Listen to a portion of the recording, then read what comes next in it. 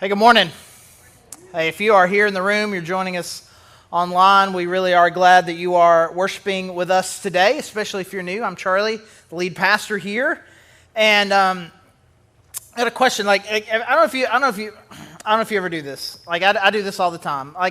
I feel like most of my stories are like, hey, I was provoking somebody the other week. I'm sorry. So I've already had two conversations this week. Like, you're talking with somebody that they're a big fan of, and then the conversation kind of goes to whether or not you're a real fan or not. I had this conversation twice already this week about Harry Potter. And you want to provoke a Harry Potter fan, then you say, "Yeah, I've seen all the movies. It's great." And they say, "Have you read the books?" It's like, books. And then it's over. They will destroy you. And with Lord of the Rings, though, it's a little different, because I think most Lord of the Rings fans know that those books are tedious, right? But they don't really get on to you for the book. They say, "Hey man, I really love those Lord of the Rings movies." Like, well, have you seen the extended editions that are 6 hours long each? Have you ever watched them all in one sitting at one time? Casual, right? So that's for them. It's like, I like to flex every now and then about Star Wars, because there's been 12 movies that have been released in theaters, and I've seen all of them in the theater first run. Which I can't imagine there's a whole lot of people like that, because one, you have to be old, and even then, when you're old, you still have to be into it. We'll switch here for a little bit. Switch gears. The show Fixer Upper. You talk to somebody about that. Oh man, I love that show Fixer Upper. Man, you get somebody for real. It's like, have you been to Waco? Right? And if you don't have a shirt that you bought from there that says shiplap on it, you're just a casual who sort of watches the show. And of course, I'm going to talk about basketball. And but the thing about me and Razorback basketball is, like, man, I'm encouraging the casual fan. I want casuals. I mean, you may not be as into it as me. That's fine. But casuals, at least, like, you're bringing a little bit of energy. You're coming to some games. You're watching. Maybe, and the idea is that maybe you can hook the casuals in. So I'm not trying to push you away. I mean, I can flex on you if you try to act like you're better than me, because you're not. But I like casual fandom. That's okay. And so what we've been doing, we started a series last week where we're just kind of talking through the commands of Jesus, because I think about this. And what does it really mean? And again, now people can be offended by the metaphor, right? What does it mean to really be a fan of Jesus? Like, I'm really I'm on team Jesus. Like I am I'm not a casual. Like, I am a committed. Like, I'm a real follower, or like a real fan. Like, it's not just something that I just casually believe in, but it's real. It's that next level. What is that? How do we know? And we started this last week, and we looked in John chapter 14, where Jesus kind of lays at least one piece of it out, where he says, if you want to be somebody who loves me, the person who has my commands, who knows the things that I've called you to, I know you know the commandments and you keep them, that's the person that loves me. And what will happen is that not only will they love me, but then the love of the Father will come on them. And then I'm going to love you. And then I'm going to reveal myself to you. And so there's this deep relational connection that happens between you and God the Father, and through you and Jesus. And then Jesus begins to reveal himself, like who he is, who you are, what life is supposed to be. And the key centerpiece to that is obedience. And so as we started this series last week, it's like, well, if that's what he says, if like one of these kind of centerpieces of what it means to be a real committed follower of Jesus is knowing the commands and keeping them, then it's going to be really important for us to know what some of those things are. I mean, there are so many of them, we could do this every week for a year. So we just kind of picked out a few of the major ones, because honestly, there's just a lot of people out there that will tell you, like, if you really want to be a follower of Jesus, it's all about this. It's all about this. It's all about this. And there's a lot of all about these individual things, but is there a way for us to kind of put a big picture together for us and what it is that it really means to be a follower of Jesus? So in this next week, what we're doing today, is we're just going to start with what was the first thing? What was the first thing? As he's looking at people that he wants to be his disciples, what was his first command to them? And so we look here in Mark chapter 1. Mark chapter 1, we see him and his initial call to his disciples. And the passage we're going to look at is going to start in verse 16 of Mark chapter 1. Passing alongside the Sea of Galilee, he saw Simon and Andrew, the brother of Simon, casting a net into the sea, for they were fishermen. And Jesus said to them, "Follow me, and I will make you become fishers of men." And immediately they left their nets and followed him. And going on a little farther, he saw James, the son of Zebedee, and John, his brother, who were in their boat mending the nets. And immediately he called them, and they left their father Zebedee in the boat with the hired servants and followed him. And so we have here, we got this picture that Jesus is walking essentially along the seashore and sees two sets of fishermen. And he looks at both of them, and here's the command: "Follow me, and I will make you become fishers of men." And all four of them immediately just kind of drop their nets, drop everything that they're doing, and go to Jesus. And so this command is actually very short. Follow me, and I will make you become fishers of men. It's not that long. It's not even particularly complicated. But in that, I think, are three very crucial pieces that if we can put all three aspects of this command together, I think that we will start to build a clearer picture of what it means for us to be people who are followers, genuine, authentic fans, followers, believers, disciples of Jesus Christ. And so we're going to break this thing down kind of into three parts, help us understand fully the nature of this call that Jesus puts on these fishermen. And the first part, which is the actual command in and of itself, it says this, is follow me. And I'll explain a little bit more kind of what this means, but right now it's just say, just to believe in Jesus and the gospel is really kind of what it boils down for us. But what did it make sense for them? We'll come back to what it means for us, but for them. Like, he looks at them and says, follow me. And it says they stop everything that they're doing and start to do it.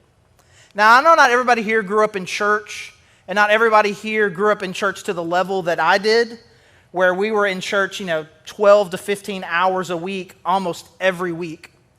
And one of the things I do, I notice patterns and things. And I noticed pretty early on that in Sunday school, and I've joked about this before if you've been around, that it seems like that there are 52 Bible stories. And every year they just kind of get rotated. You hear them in kindergarten, you hear them. Go to the first grade class and you hear the same 50 stories. Keep hearing them again. And they advance them a little bit. They kind of add little details to them, but it's the same 52 stories.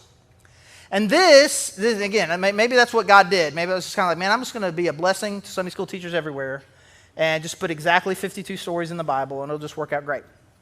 But this is one of them.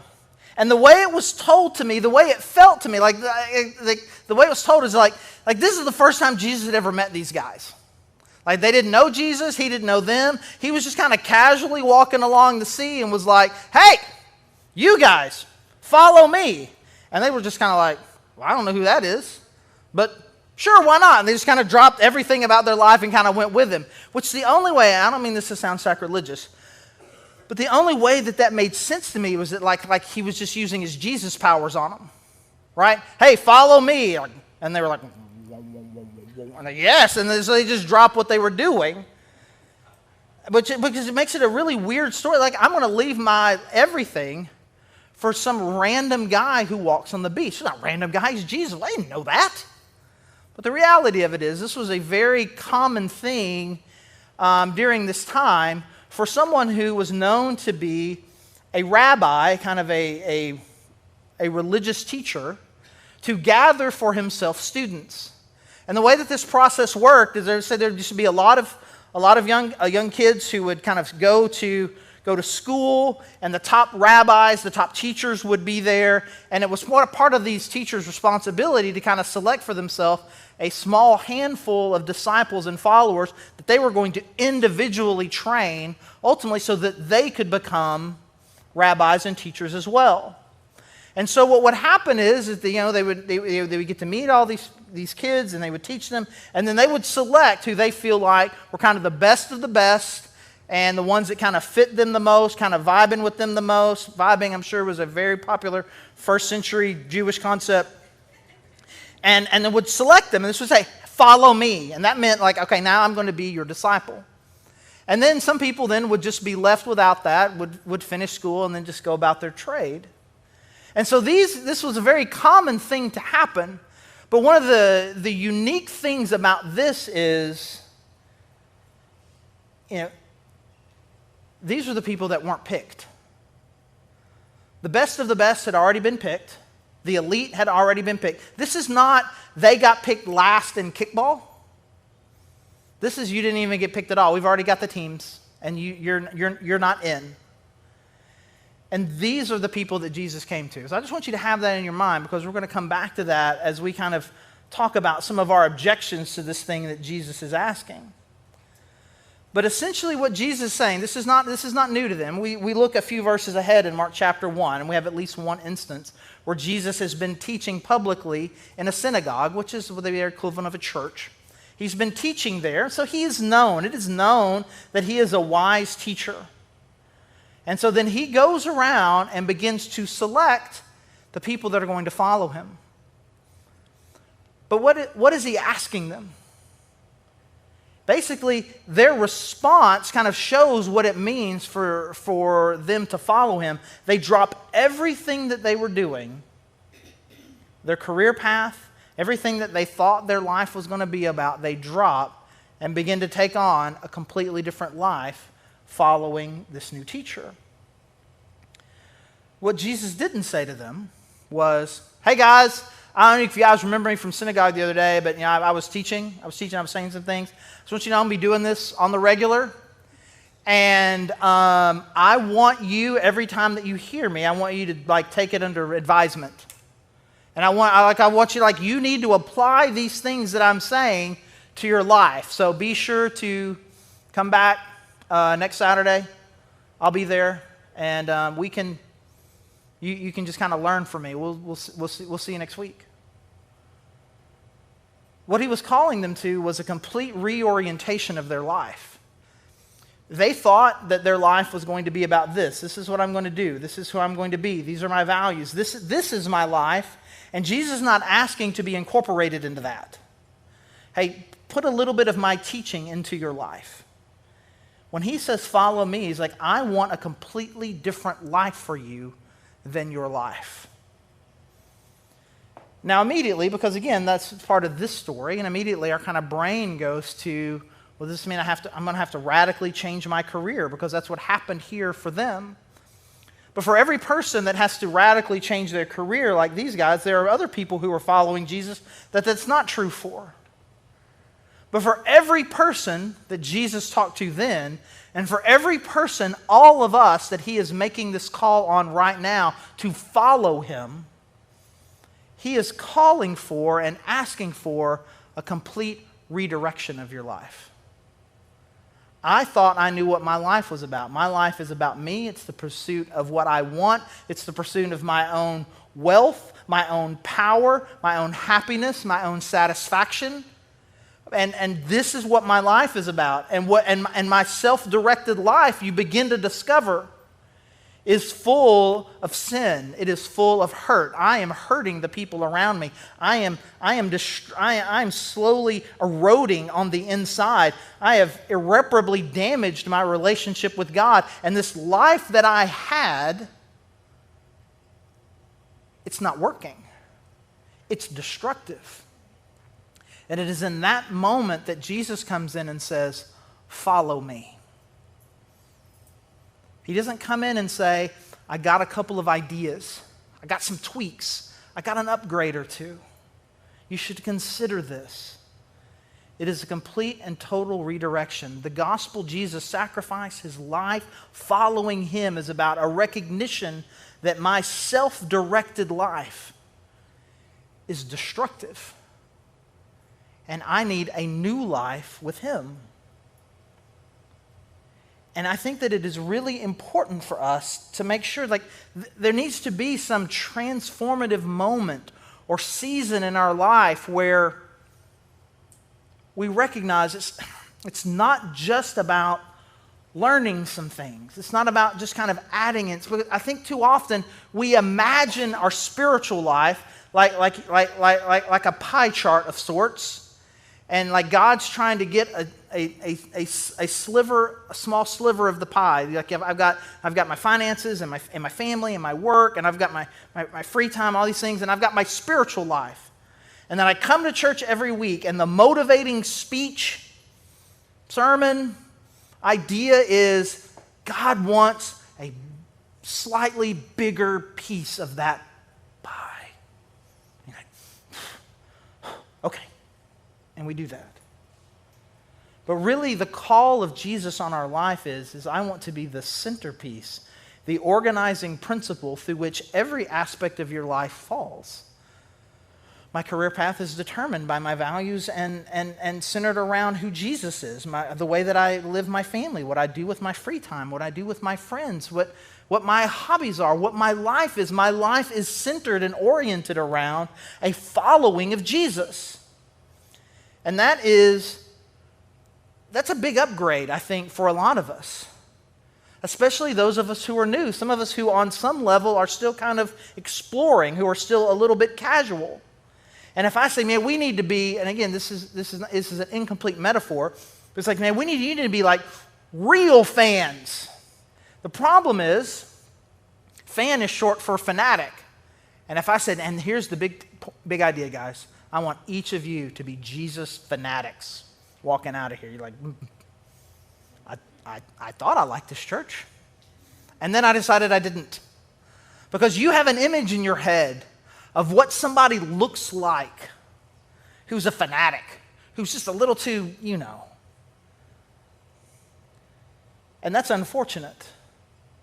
It's unfortunate that the most prominent examples that we have of people who are like really into following Jesus are people who are, in their own way, are still just doing a lot of damage. But the reality of your life, the reality of what it is that God's calling you to, is a major restructuring, a redirecting, a turning into a completely God-oriented, Jesus-centered life that regardless of whether that's a change of occupation, a change of location, a change of any of it, like it's going to be a change of my heart and my life. And you say this long enough, you hang out in point one long enough, and it starts to feel a little bit overwhelming. It starts to feel a little overwhelming, but that's why it's important for us to go to the second part. He says, follow me, and he says, then, and I will make you. I will make you. This is what Jesus says he's going to do. That God is going to transform you. Because way too often we start talking about this like, man, this is what God wants from me. He wants relationship. He wants commitment. He wants a redirection of your life. He wants to be the centerpiece of all aspects of your life. You say all these things, and like all sorts of fear and anxieties can be triggered in that. And the most notable one, the one that happens the most often, is people like, I'm just not good enough. I'm just not. You don't know what I've done. You don't know what I'm doing. You don't know what I've got planned for later, actually. And I've got to get a lot of that sorted out. I got to get a lot of that sorted out. And if I get that sorted out, and I can kind of clean myself up a little bit, once I clean myself up a little bit, then I'll be able to get on this level where then I'm good enough where God will accept me. So we turn kind of the command and the promise, we kind of turn it around. Rather than follow me, follow Jesus, and he will make you something, we go, I got to make myself something, then God will accept me. Which is not what this says. It is the opposite of that. Follow me, and then he will make you into something. And it doesn't matter that in this moment you don't feel good enough. In fact, that's the whole point. The whole point is that you're not good enough, and that is the moment in which Jesus enters in and says, follow me, and I'll make you. Trust me, turn away from this, and I will make you. But there's some other anxieties that come up because there's a sense in which it's like, okay, You're going to start talking about this, and then next thing you know, you're going to talk about these things that we're supposed to then, God's going to do in us, God's going to do through us, and it's going to be these big things. And like, I'm not a missionary, I'm not a pastor, I'm not that smart, I don't know a whole lot, I'm not that talented, I'm not great with people, I'm not great not with people, I'm just not that great. And that's why it's important for us that the way that this story is told, and the very first people that Jesus calls, let's just say, they're just regulars. They're just regulars. And so if in this moment you think, man, I'm just kind of ordinary, like, okay, you fit right in. I'm not that smart, I'm not that educated, I don't know a whole lot, I'm just kind of a regular guy. Okay, but that's who he's talking about. You know, if you hear this and you say, man, and God, follow him, he's going to change your life, he's going to make you into something where you're going to do great things for him, and you hear that and you're like, you bet, I'm great, God's great, it'd be a great team. Of course he can do great things to me because I already know I'm great. Sign me up for where specifically God wants me to be awesome. If you're like that, you're a few steps behind the person who comes and is like, I don't know, I'm not so sure about this. You're already miles ahead. Now at this point, there are a number of stories that I could tell, and I could pick any of the 5 Loftons and tell a great story about our overwhelming amount of overconfidence in all areas of life. I could just pick one. And so I could have drawn a name out of a hat, but instead I decided to pick the most recent one, which is with our youngest daughter, Layla, who is 9, who was at tennis camp this week. To which, anytime I've told people Layla was at tennis camp this week, the very natural, normal response to that is, oh, does she play tennis? And no, she doesn't play tennis. She doesn't play tennis. Lauren, one of our older sisters, she started playing tennis. Like, she'd played it a couple years ago. I want to get back into playing tennis. And so Layla hears that and it's like, I want to start playing tennis too. So we get her a racket. And she and I play a couple times. She and Lauren play a couple times, and she's loving it. And whatever it is you think, if I say that there is a 9-year-old who's never played tennis before on a tennis court, what would that look like? That's exactly what it looks like. It was not like, what on earth? Who is this that has emerged? Serena Williams, is that you? Where did this come from? Where have you been hiding? I mean, it's just a kid learning how to hit a ball with a racket. And she's not bad. She's just a beginner. So she's got a friend who takes tennis lessons, and they're going to do this tennis camp together and starting this week. And we're trying. We're all trying because we know. We know it because it's who we are, and we see it in her. And he's like, hey, some of those kids, they're going to have been taking lessons for a while, and they're going to, like, you're beginners. And I swear to you, she says to me, Dad, I already know everything about tennis. Like, well, this is going to be great. This is going to be great, and this is going to be amazing. And so she comes back. I pick her up after the first day, and I say, how did it go? It's like, man, they were mean. Like, what do you mean mean? It's like, if you did it and you didn't do it right, they were like, that's not how you do it. And they would just tell you how you're supposed to do it. And you could just see, not just in that, it's like, I already know how to tennis. We're here for those of us who know how to tennis to enjoy tennis, and you're sitting here telling me I don't know how to tennis. And so we got several hours of paid childcare. And she had a great week, and we did not learn one bit of tennis because we already know tennis. And that's an over-exaggeration because that's what I do. She actually did. We actually saw her. She came back, and we played one night. She's actually improved a lot. The point, though, is the attitude when you walk into it thinking, I've already got this figured out, I'm already good enough, it's going to hold you back. And there's countless examples of that in my life, and probably for a lot of us. But if we can start with that place of humility, it's like, I really don't have it all figured out. I don't know that I'm good enough. I don't know that I'm smart enough. I don't know that I'm skilled enough. You're actually way, way far ahead, because this is not about follow me and then make yourself this great person for God. it really begins then with an openness that says, I am going to allow God to do something in me. And so this is about not what I can become, but about what God in me can do, his transforming work in me. And so, follow me. Believe in Jesus. Trust in the gospel. Have a redirection, a turning in your life. And he will do a transforming work in you. But what will he make you? And this is where it ends. What is he going to make you? I will make you fishers of men. And we'll just say for that, what that means is that he's calling you to make a difference. Now, fishers of men it would be a really awkward metaphor for Jesus to use for any of us. And if any of these four guys, Andrew, Peter, James, John, if any of them were hyper literal, it was probably really awkward few hours at least for them. Stop doing this, and we're going to start fishing for people. It's like, we're going to put them in nets, clean them and cut them and sell them for food. I don't know, but clearly they knew something, because I don't think they would have gotten involved in that.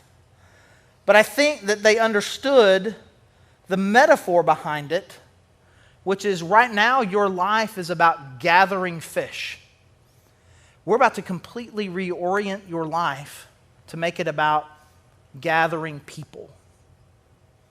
Your life is fish. Your life needs to be people. That's what I want your life to be about. We are going to find them. We're going to gather them. And to a degree, the metaphor keeps working. Then they're going to be cleaned and repurposed, just like I'm doing in you. And I am sure that over the course of these years together, Jesus is constantly and continually unfolding the beauty of this metaphor to them, about how we're going to take people, gather them, watch God do something cool in them, and then they're going to be transformed. And this is what he's called us to be a people who are making a difference in the lives of the people out there in the world. And way too often, it's like you hear this and it's like, this is like a call for missionaries. We need more missionaries, and we need more people to be pastors of churches and people who start nonprofits. And I've been here now at the Grove for almost 11 years, and I have seen a lot of that here. I've seen people leave here and become missionaries. I've seen people decide to become pastors and go on staff with churches here. I've seen people start nonprofits and do kind of these big next level things. But for every person like that, there are dozens that God is using to make a difference in the lives of people in very simple but profound ways. I mean, I could tell countless stories over the last 11 years of how many people in different seasons have just impacted one or more of my 3 daughters. You know, they were 12, 9, and 2 years away when we got here. And I have seen so many people in varying seasons of their lives, when Layla was a baby, when she was in preschool, when they were in elementary school, when our older daughters were in the youth group, now that they're in college, now they graduate. We got one that's graduated from college. And I see so many of you have just loved and impacted them in significant ways. And this is just one family in the church, our family. There's so many of you that have loved my wife well, that have loved me well, that have encouraged me. Again, we're just one family. But I see the way that we do this for each other. I sit there sometimes in the church lobby and person after person comes to the food pantry that we have. This is sad, but it's also encouraging for us. This is a very popular place. It is very well known by a lot of people. It is known by the number of phone calls that we get from people who need rent assistance or food assistance or utility assistance. It is known that this is a place where people who are hurting, people who are having a hard time financially, this is known as a place where they'll be met with love and compassion and help. And that's because of each of you. So many of you are a part of that ministry. Many of you have been loving on kids. Many of you are just inviting a friend. Hey, you should come and be a part of this with me. Some of you are you're being good people at work. I mean, you're kind. You are reflecting and modeling the character of Jesus in your lives. All of those things are significant. And God has a place for you. And he wants to make, he's got a role carved out for you. And he wants to make you into that person that can do it. I will make you into a person that can make a difference in this world, who can be used by me to bring hope and life to the people that you go to church with, to the people in your neighborhood, to the people in your work, the people in your school, your friends, your family. I can do that. I have this for you. If you will just follow me. Let me pray.